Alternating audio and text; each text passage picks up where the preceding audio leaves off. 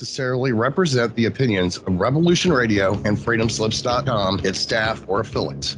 You're listening to Revolution Radio, freedomslips.com, 100% listener-supported radio, and now we return you to your host.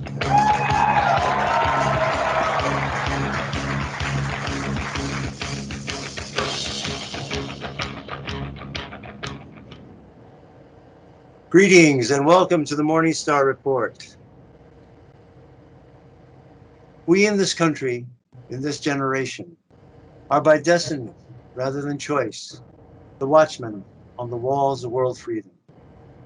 We ask, therefore, that we may be worthy of our power and responsibility, that we may exercise our strength with wisdom and restraint, and that we may achieve in our time and for all time the ancient vision of peace on earth, goodwill toward men.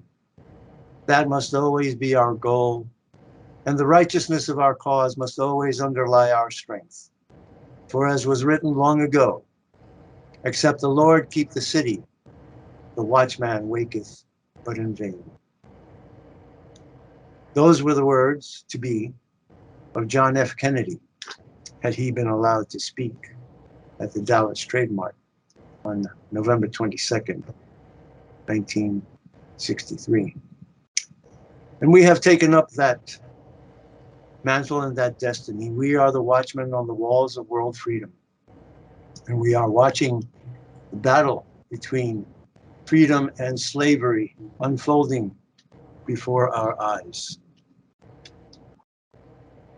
Host Robert Morningstar, and I'd like to give you a little bit of news. Of course, the big news right now across the land is the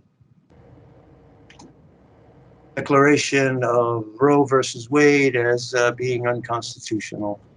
It's been in place since 1973. It's a strange coincidence that Roe versus Wade, the abortion bill, was passed on the day that Lyndon Johnson died. I think that's very telling. As that bill was being passed, the Lord, who watches the city, aborted Lyndon Johnson from this planet.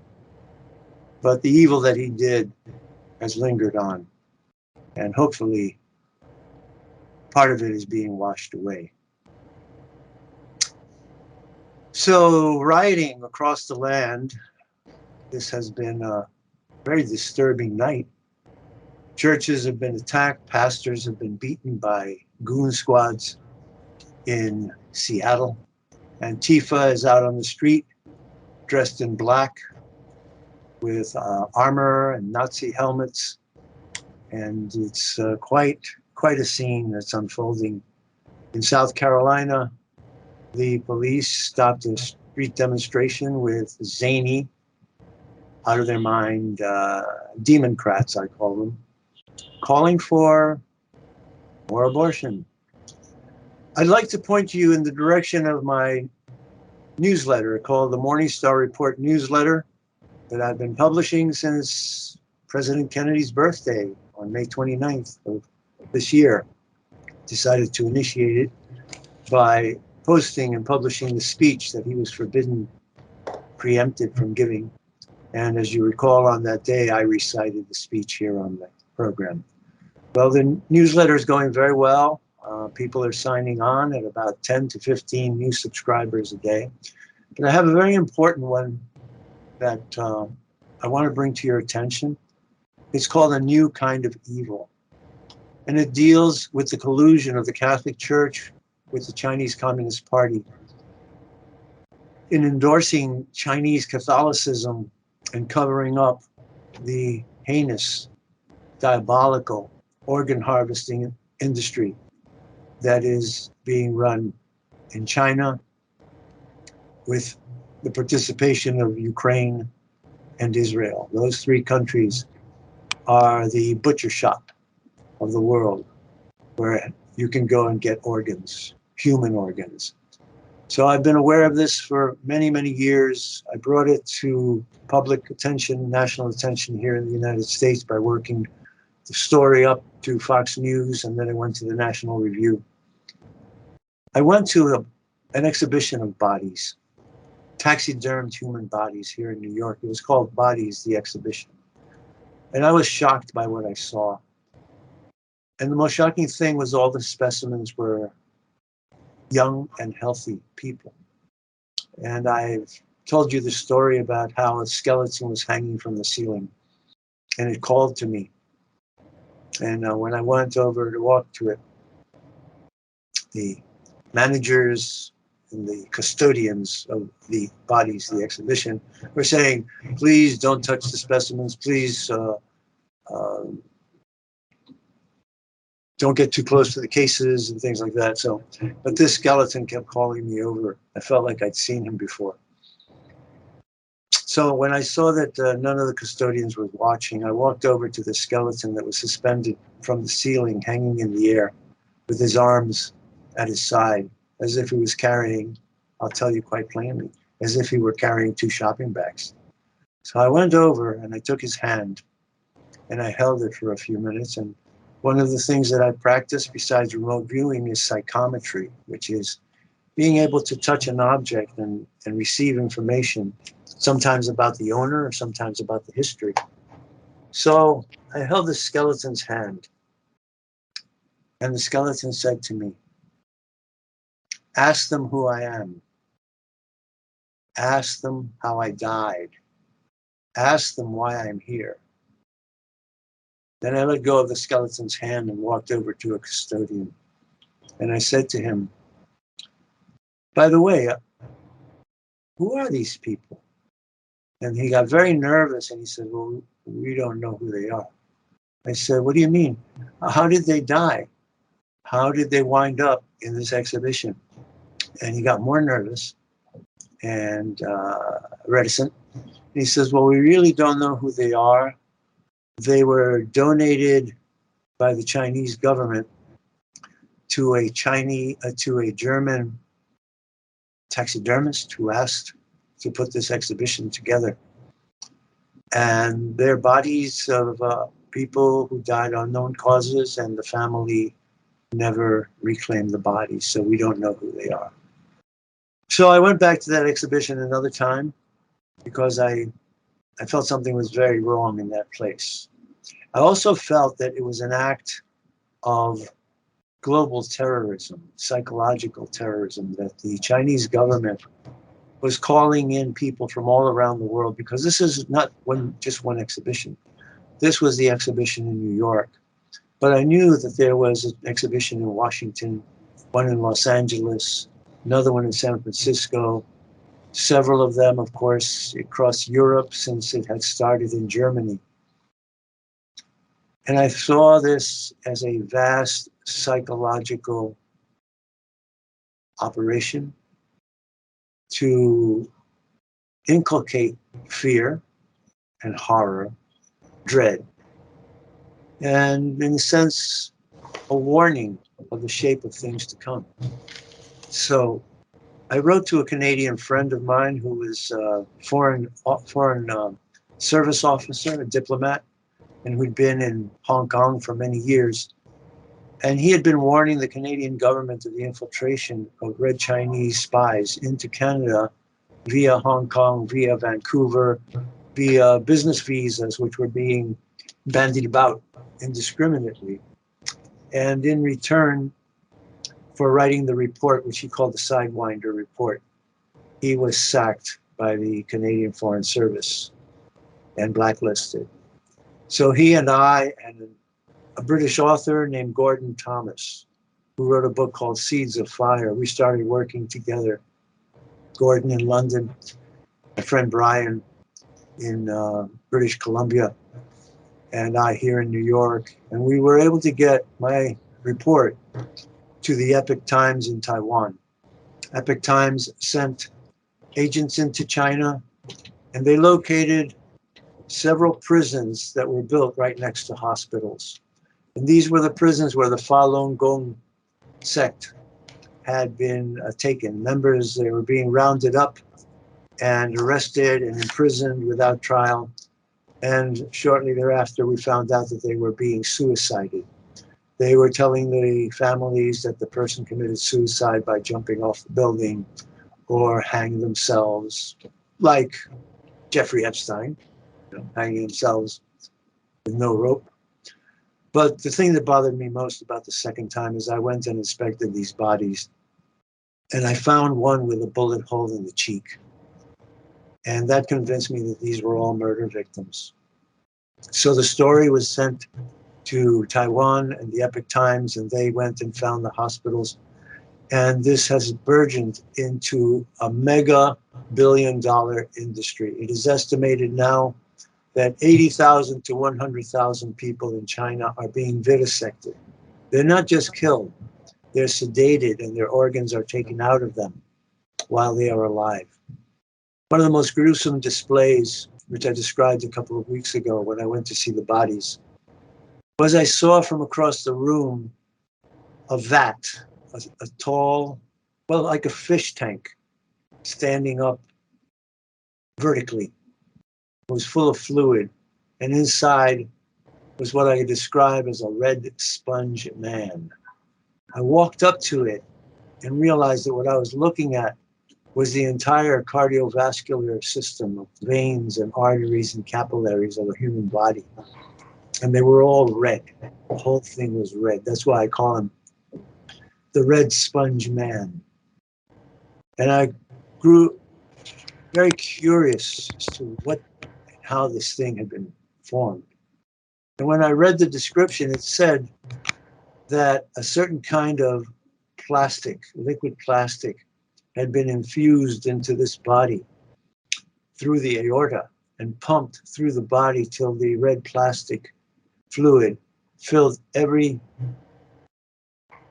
vein, every artery, every capillary, from the toes and the feet all the way to the head and the brain. And then the flesh and the bones were dissolved, leaving only that specimen after the plastic had been hardened. And I said, my God, this is diabolical. The only way that this could have been done is to have pumped this fluid into a living human being while he was still alive. So you use the fresh blood to ride the blood and ride the pumping of the heart through the body in a couple of minutes, and then watching it harden.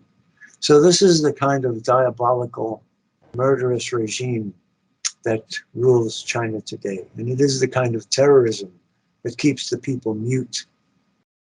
But we are the watchmen on the walls of world freedom, and we have not been muted.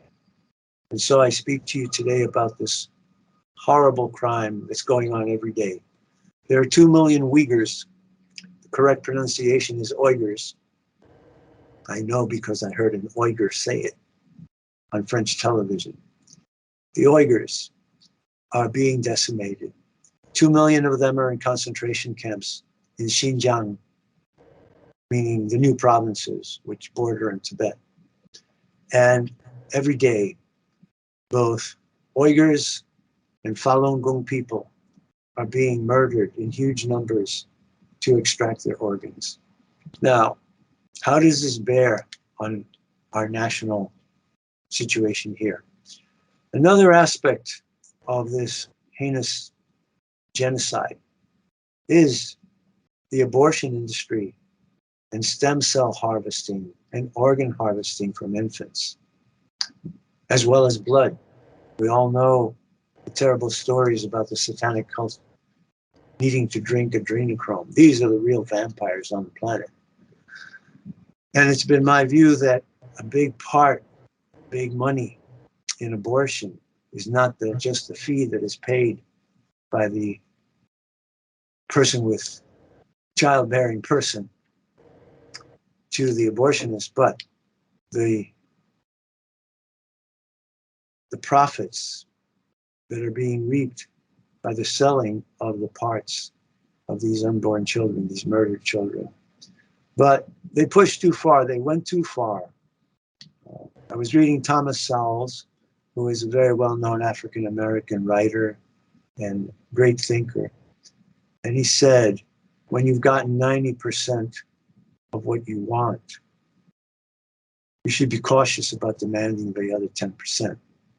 Well, the other 10% is the extreme, and the abortion industry in America and their acolytes, their advocates, went too far when they started passing laws in California and Maryland, allowing for the infanticide of a child up to 28 days after he was born.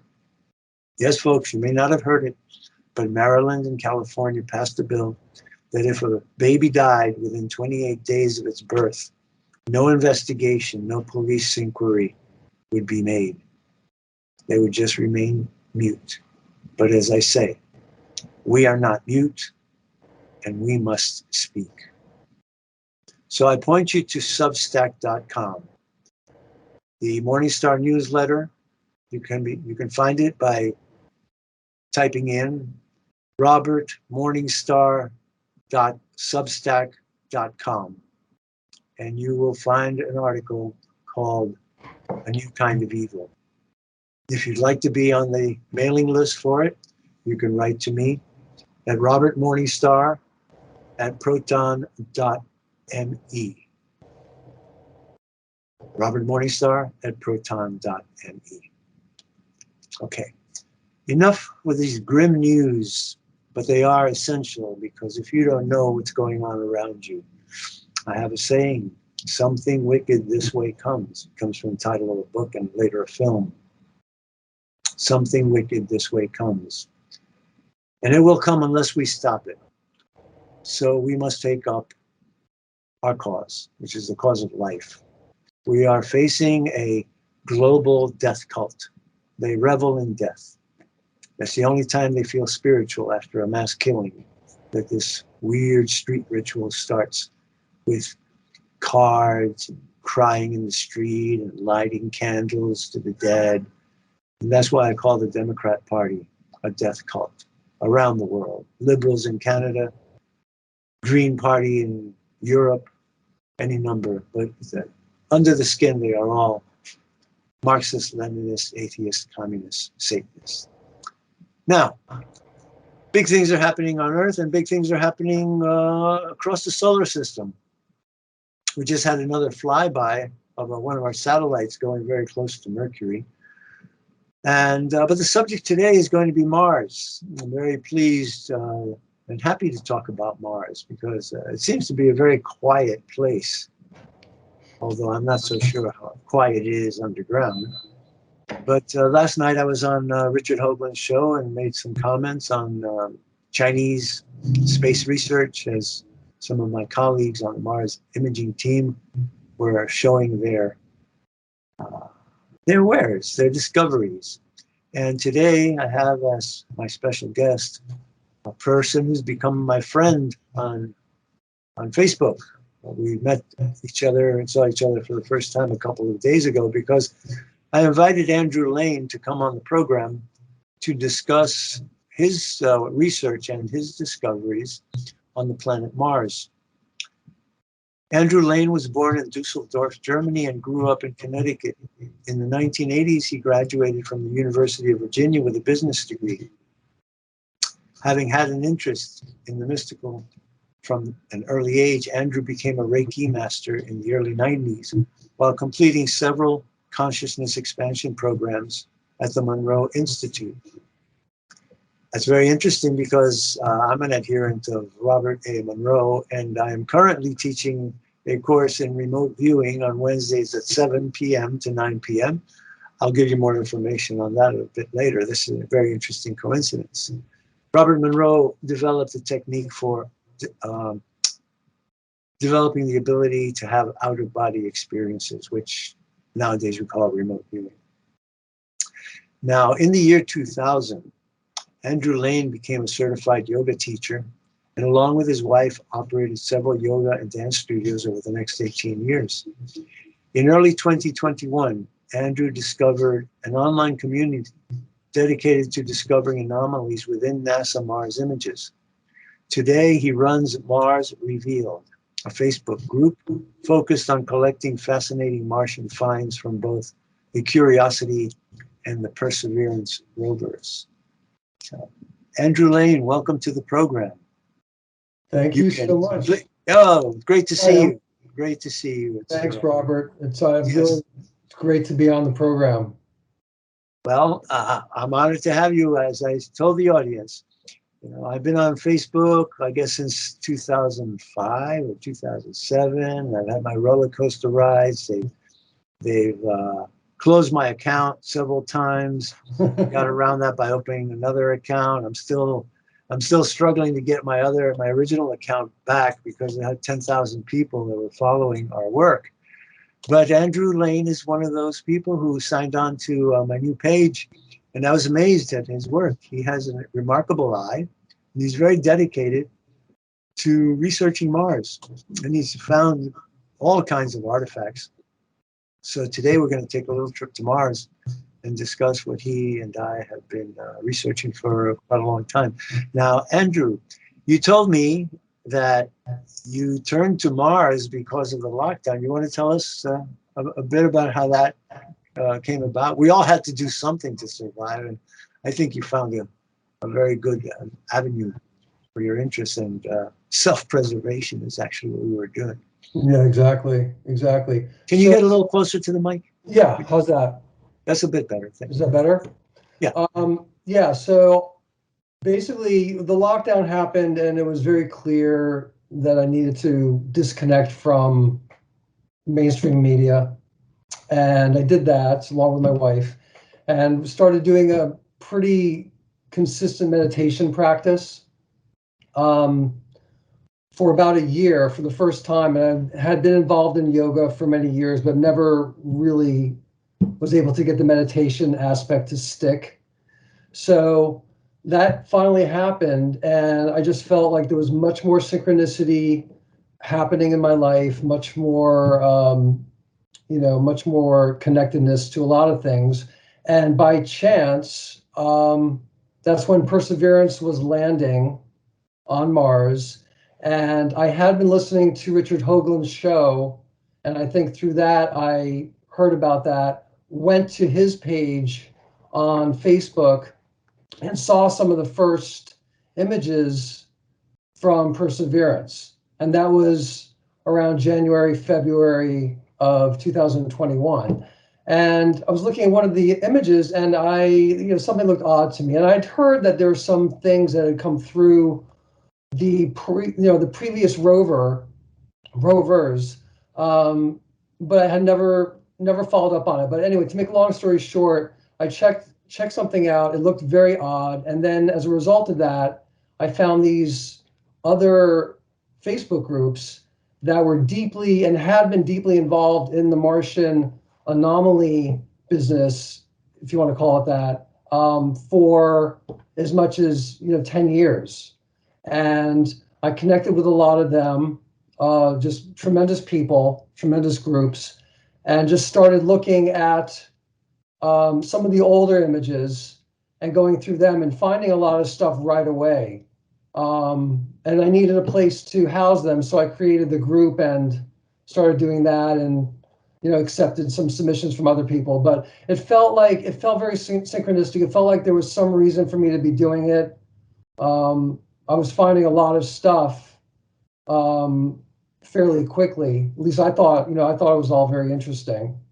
Well, I was very impressed. I would go to Facebook, and there'd be I quite by mistake I clicked turn on Messenger, and I actually opened my Proton account so I would have fewer emails, but inadvertently I pressed okay, turn on Messenger and load Messenger, and all of a sudden Facebook just fills up every page. Right. And your emails or your messages were there, and I would go and I'd see the picture, and I said, this man has remarkable eyes. He sees things other people can't see. He's finding them one right after another. So I started corresponding with you and saying, hey, Andrew, that's a great discovery, a fantastic find. So maybe we'll get a chance to see some of them, you and I. People who are listening, of course, will have to use their imaginations. Yeah, but we are recording the program in video, and so it may be accessible. I'm making it available to contributors to the program, those of you who contribute donation to help the Morningstar Report keep going can receive videos of our interviews. But Andrew was impressing me because he kept finding artifacts, not just rocks. He would find cylinders with bas reliefs and etchings and carvings and all kinds of really anomalous things. I mean, they're out of the natural. And those are some of the things that we focus on in the Mars imaging team. I put up a picture this afternoon in the Facebook ad or notice that we would have the show of what turns out to be, it looks like a satellite dish or a solar panel folded over the hull of a ship that's listed and on its side on a Martian mountaintop. And that's just one example of the anomalies. Another picture that I posted is called the Martian Road. It's almost like the yellow brick road. It's more pink, but Martian Road on Lambert Field on Mars. And as time has gone by, NASA's become more honest in what they released. For years, NASA wanted us to believe that Mars was a dead, dusty, rust-covered planet with a red sky. And I kept telling people, no, it's not true. Mars is a living planet. It's got weather. It's got clouds. It's got lightning. It's got an aurora australoborealis. And the sky is blue. Well, finally, this year, they put down the charade, and Mars looks like a cross between Arizona and Utah, and this most recent picture that I call Lambert Field on Mars looks like Mexico. So those are the kinds of discoveries that we are intrigued by and that we work up. We improve the NASA photos, which are often what I call dehanced. They're a little too dark or a little skewed, or they'll drop a Kleenex, as I say, they'll drop a piece of Kleenex on something in the background to distract you from the really important things in the foreground. But let's go back to Andrew and talk about his work. Andrew. Yeah. So, I mean, I think that, I think a lot about NASA, and a lot of people have opinions about what what is the agenda? How can they not be seeing these things? Like I said, when I got involved in it, there had been these other groups like Martian Genesis, Rami over at Exclusive Mars Images, Mars X Files, a bunch of groups that have been doing it for years. They found all these things and had been finding them for years and years and years. So, the question is NASA just on purpose, not disclosing it, or are they just not seeing it? My feeling is more likely that there's another agenda going on, and this is, I think personally they take the images and I think they process the images through some sort of algorithm that automatically removes anything that is, or tries to remove anything that is identifiable as not natural or artificial or a person or whatever it is, or an image. I agree. We all agree. This is a standard operating procedure. Now, as you said, it's reduced to software and artificial intelligence. But I had one of the early guests on my program was a NASA technician. Her name is Donna Hare. She was one of the whistleblowers back in the early 1990s. She told of her work with NASA processing photographs, lunar photographs, Apollo photographs, that they had to scan through and find all the anomalies, like structures on the moon, UFOs on the moon, landed or flying over the moon. And her job was to airbrush out these images so they could reprocess them and then release them to the public. So this is a well-known ploy. Now let's talk a little bit about why they would do that. Well, my theory, just to get it off my chest, as I get it off my chest almost every week, is that any sign of antecedent life, previous civilizations on the moon or Mars, especially extraterrestrial life, would just cave in the cornerstone, the evolutionary cornerstone of Darwinian science. Once you admit the possibility of another intelligent species, alien species, or alien intervention in the evolution of mankind, the evolutionary theory collapses. And that is certainly one of the cornerstones. The other one, that cornerstone, another cornerstone of Western science is atheism, disbelief in God or any kind of spiritual reality or spiritual intervention in human affairs. But I'll turn it back to you, Andrew.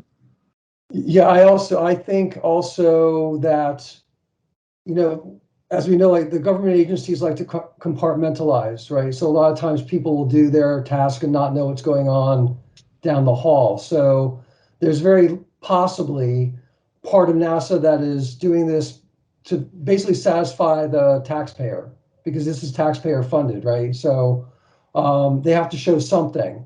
Meanwhile, there's very likely or possibly, and I think there's a lot of people coming forward and speaking about other programs that are much higher technology, that are much more deeper, let's say deeper into Mars. Like there's a lot more going on in Mars, but for them to, that's a separate program. This is the one that's available to the public, and then there's the other one. The secret space program. Yeah, that's what you're talking about. Yeah, exactly. And then the other, and to your point though, also, if they were to reveal what's going on with the history of Mars, a lot of things I have found tons of stuff that relate back to, that look Sumerian, that look Egyptian. So as a result of looking at that, if that were to be revealed, then you have to go on our planet and say, what's the connection here, and who's really running things, Right. It's very possible that the power structures that were involved in Mars ended up just kind of hopping to Earth and have some sort of influence down here. But that's a little bit. Well, that's my theory as well. I believe I call them the Martian remnant. It's actually a fact. There was a solar system cataclysm, several of them. One of them is the formation of the moon when the Earth was struck by a hypothetical planetoid called Theia.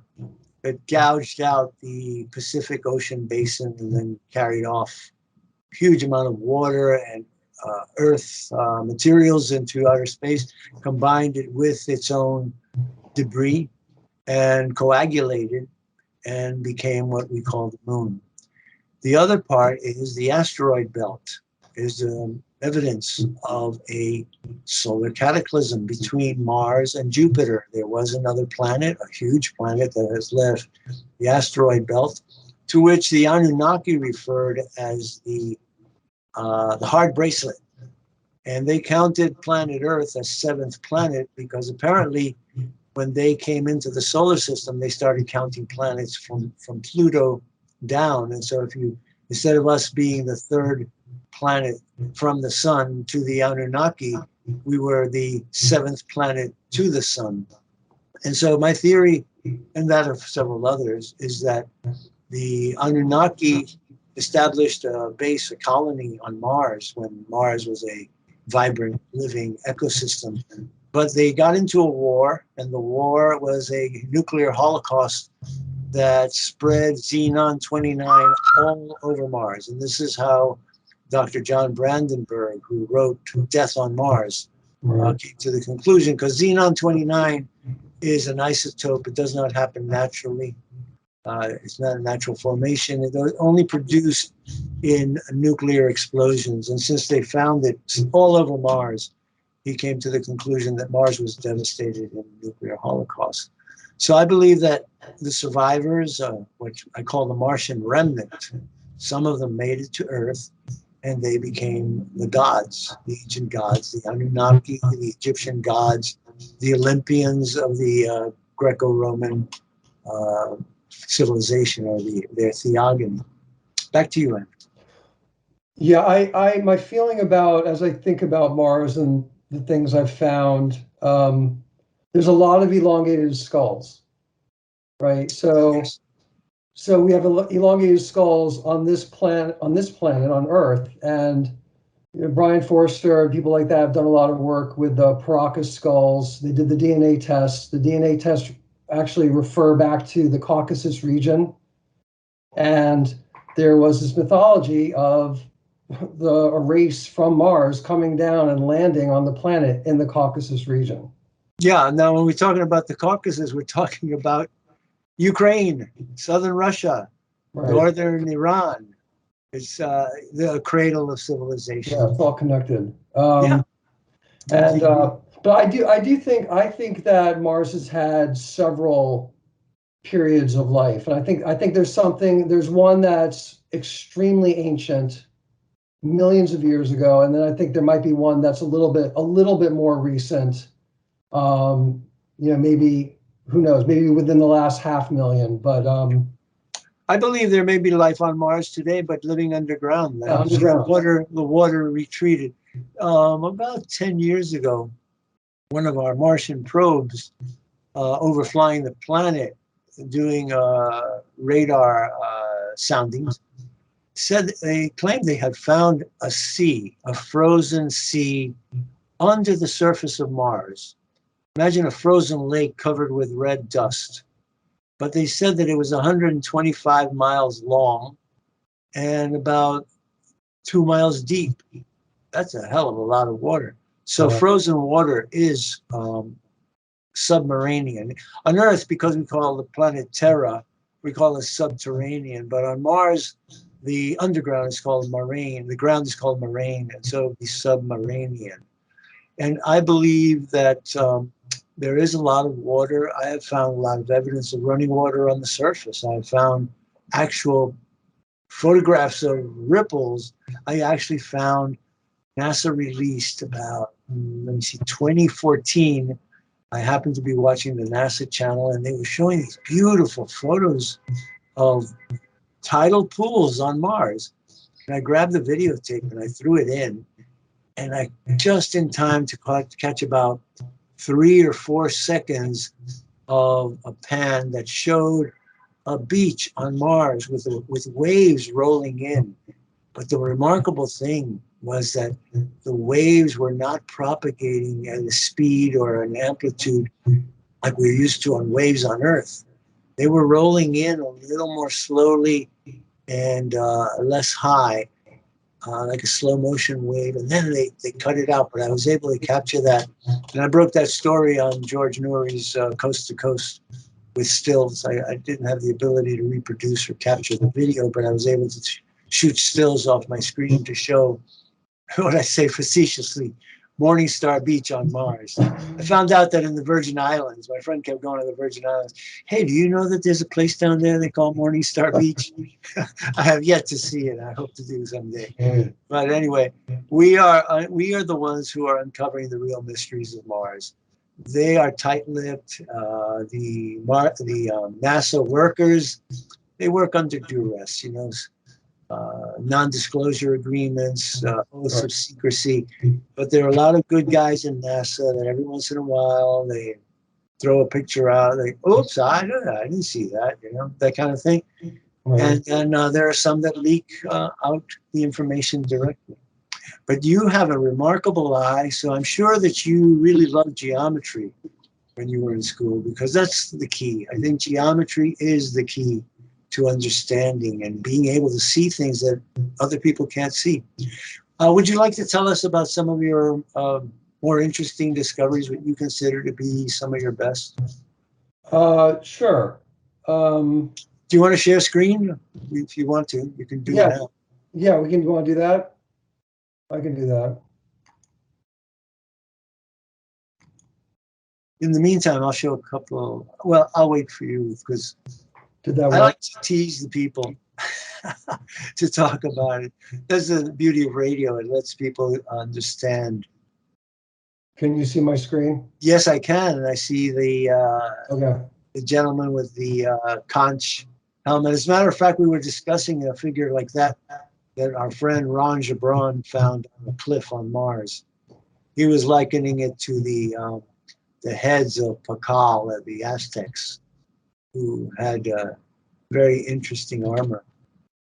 Right. So what I did is I knew you were going to ask me this. So I have about 300 finds over the last 16 months. I went through them very quickly yesterday and took about 30 or 40 and threw them into another file. So this is another file, which I think have, some pretty interesting stuff. So this one, I mean, it's very likely not to be specifically Enki, the Anunnaki. However, if you look at, and I don't know if you see my cursor, but yes, I see it. Yes. Okay. So you see, I mean, it's pretty amazing. When I saw this, it looks sculpted. Yeah, I mean, you have the layers just like that's on the classic Sumerian. There's something on the top, and then you go here, and there's this third eye, which is just like here. Yes. And I think this is fairly large too. Let's tell the audience. We're looking at pictures that are similar to Anunnaki bas reliefs, and if you study the Anunnaki sculpture, you'll find that their gods are wearing what really pointed hats, what we associate in males with wizards and in women with witches. They wear witches' hats and wizards' hats. They're conical in form, and sometimes they have an appearance of a conch or a seashell, and that's what we're looking at right now. Yeah, and if any of the listeners want to check out some of the pictures, they can go to Mars Revealed on Facebook and go to the media. Actually, go to Mars Reveal, click on my name, and then it'll show everything that I've contributed over the last year, and then they can see any of these pictures. Right. I joined recently, by the way. I didn't know that that it was that, and I started seeing suggested groups. I saw Mars Revealed, like, well, I'll join that one because I'm interested in Mars. So we're now connected there. That's very good. Excellent. So, all right, let me. All right, do you see this? Yes, I do. This one. I mean, other people, everyone's different. Everyone sees things differently. Some people see everything as a rock. Some people see little Martians in every single speck. I'm somewhere in the middle there. I like to have a little bit of a discerning eye. But as far as organic things on Mars, yes, this one blew me away because it doesn't look fossilized. It looks like a creature. It looks like something that is literally popping its head out of a crevice with the side of the mountain. He looks like whatever. Looks like he has some sort of banding on the snout. So this is something in my mind, something between a reptile and a bird. There's something on his head. I mean, there's a lot of things. I'll tell you, if I may, I'll tell you what strikes me, and this is something that very few other people really pay attention to. The shadow being cast by this object, element, entity is perfectly triangular. It's symmetrical. Right. Very often, I will find things simply because the shadow of the object is casting, or the shadow that it is not casting and should be casting, tips me off that NASA's played around with the picture. Right. But this is a very, very nice, very cute little creature. It's almost. I had a feeling it was vicious because they had to tie up its snout, so it may be cute, but it probably has like massive fangs or something. I don't know. Oh, we see different things. Like the Muppets. I know. Let's go on. Let's go on. I think you can toggle by hitting that arrow. Yeah, I know, but some of them are. Yeah, I mean, some are better than others. That's fine, though. We can just go quick. Yeah, could you hold that one? That's a much better enlargement of the thing. Yeah. We're discussing. It just got very big. I'll just go through. Well, actually, let me go back. Let me just go back quickly to the top of the. Just give me 1 second. Sure. Now, while we're looking at this, do you see that what I call the shadow actually looks like it was an imprint in the ground, as if it laid down and was erected from a horizontal position to a vertical position. Right. So this one is expanded here. This looks like first you have a flat base, which is, you see a lot of that. But this item here literally looks like some sort of technology. It looks like there's a wire attached to maybe a camera head or a. Oh, the picture hasn't changed yet. on my screen. Oh, you don't have it? Not yet.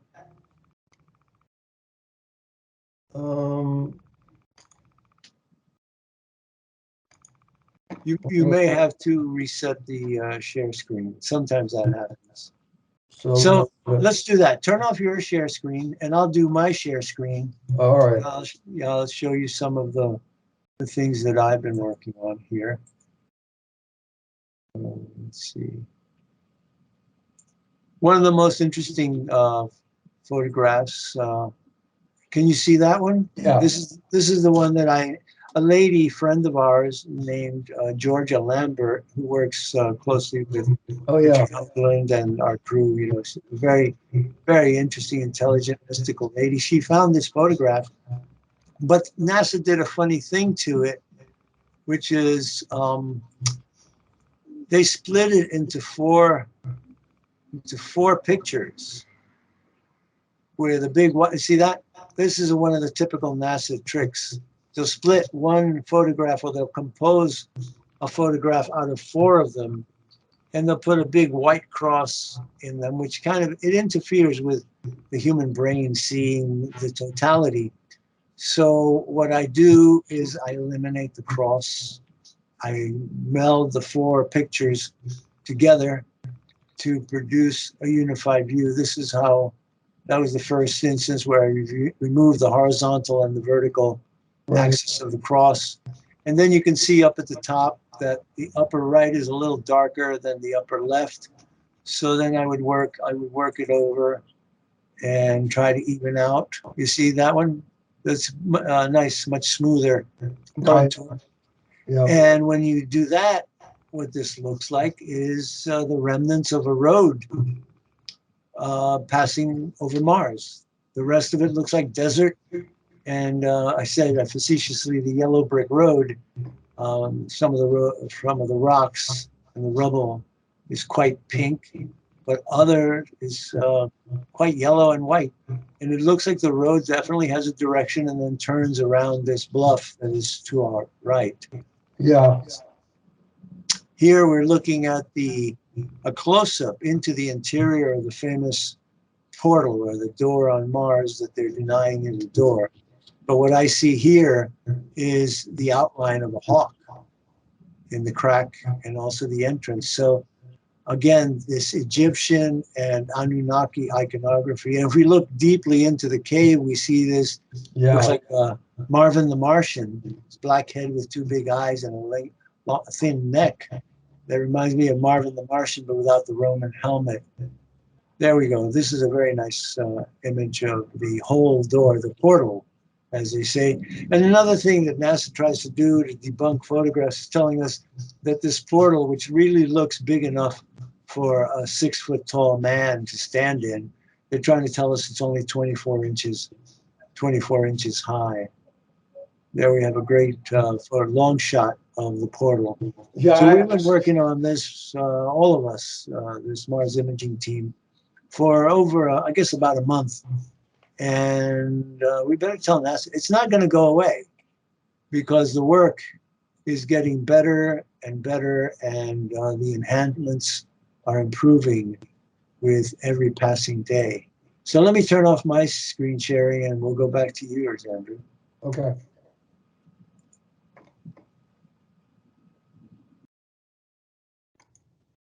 All right, you can turn your screen on, share screen now.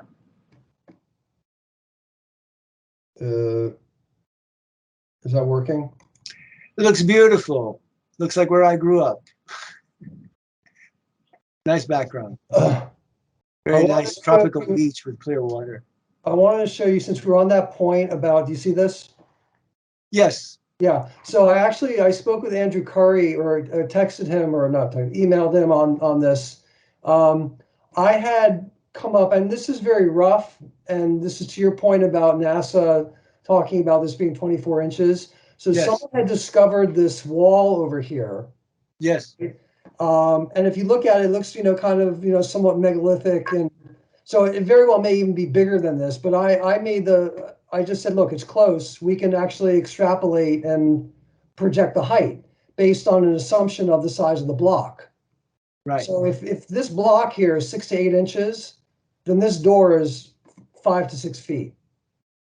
So it kind of speaks, because this is not a natural formation, I don't believe. These are Of course not.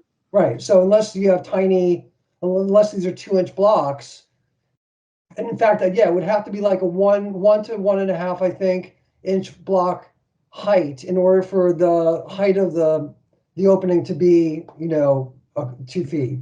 So Yeah. anyway, I wanted to point that out. I thought that was. Well, I did an estimation, calculation based on a slightly different approach. Our friend Keith Laney, who has hiddenmission.com, he's really a great lunar and Mars researcher. He said to me in an email that this was sedimentation and that these layers were 2 inches in thickness. So what I did is I counted the layers from the base of the door to above the lintel stone and came up with 48. So 48 times 2 is 96, and that's 8 feet high. Right. So again, now, these are ways that we have to get there, debunking NASA. NASA tries to debunk a picture, and then we debunk them by using their own science against them. Now, this interesting thing, this wall that you found on the right side, that looks to me like a trench. And if you look at the floor, it's very smooth, as if a metal sheet is over it. Now, if you go to the Jigapan and follow it up, you can see that that trench goes between two sides, upright walls, and then beyond it, if you turn to the right, there's an entire area that seems to be canopied with that material that we see there on the ground. Okay, we can go on. Do you see this? It has not changed yet.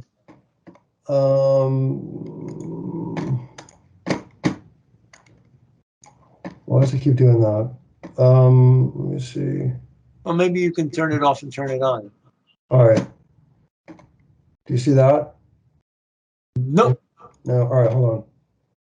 We got the gremlins, the Skype gremlins.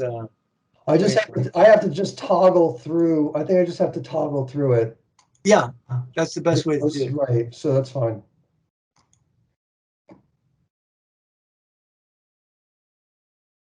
Do you see that now? Just to warn you, we have about 2 minutes before the break, but we can get a couple more pictures or another picture in.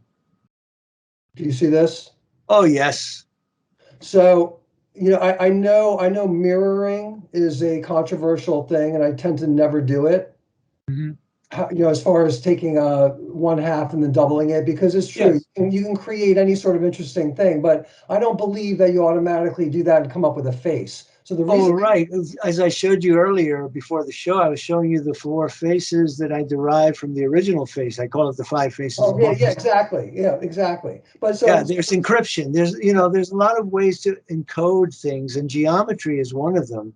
And I think I broke the code of the face on Mars in 1998 when I split the face and mirrored both sides, and one produced a lion, the other side produced a bearded man with a conical crown. And when I flipped him over without doing anything else, it turned into that eagle.